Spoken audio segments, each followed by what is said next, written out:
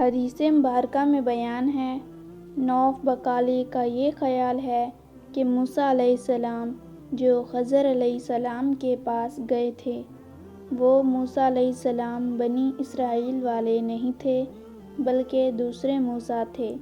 یہ سن کر ابن عباس رضی اللہ عنہ بولے کہ اللہ کے دشمن نے جھوٹ کہا ہے۔ ہم سے ابی ابن کعب رضی اللہ عنہ نے رسول اللہ صلی اللہ علیہ وسلم سے نقل کیا کہ ایک روز موسیٰ علیہ السلام نے کھڑے ہو کر بنی اسرائیل میں خطبہ دیا تو آپ سے پوچھا گیا کہ لوگوں میں سب سے زیادہ صاحب علم کون ہے؟ انہوں نے فرمایا کہ میں ہوں۔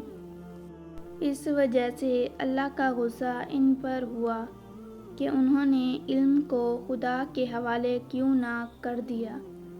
تب اللہ نے ان کی طرف وحی بھیجی کہ میرے بندوں میں سے ایک بندہ دریاؤں کے سنگم پر ہے، جہاں فارس اور روم سمندر ملتے ہیں، وہ تجھ سے زیادہ عالم ہے۔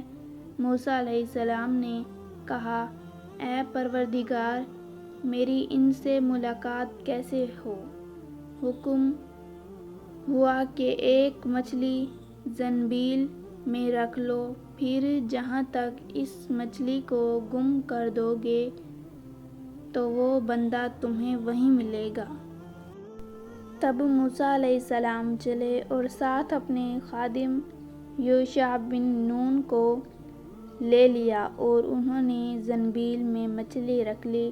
جب ایک پتھر کے پاس پہنچے، دونوں اپنے سر اس پر رکھ کر سو گئے اور مچھلی زنبیل سے نکل کر دریا میں اپنی راہ بناتی چلی گئی، اور یہ بات موسیٰ علیہ السلام اور ان کے ساتھی کے لیے بے حد تعجب کی تھی۔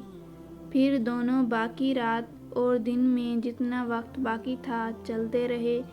جب صبح ہوئی، موسیٰ علیہ السلام خادم سے کہا، ہمارا ناشتہ لاؤ، اس سفر میں ہم نے کافی تکلیف اٹھائی ہے۔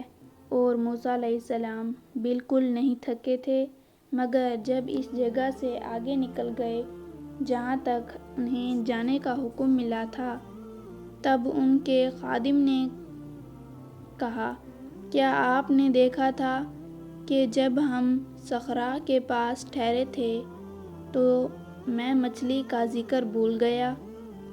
بقول بعض صخرہ کے نیچے آب حیات تھا، وہ اس مچھلی پر پڑا اور وہ زندہ ہو کر بقدرت الہی دریا میں چل دی۔ یہ سن کر موسیٰ علیہ السلام بولے کہ یہ ہی وہ جگہ ہے جس کی ہمیں تلاش تھی۔ تو وہ پچھلے پاؤں واپس ہو گئے۔ جب پتھر تک پہنچے تو دیکھا کہ ایک شخص کپڑا اوڑھے ہوئے موجود ہے۔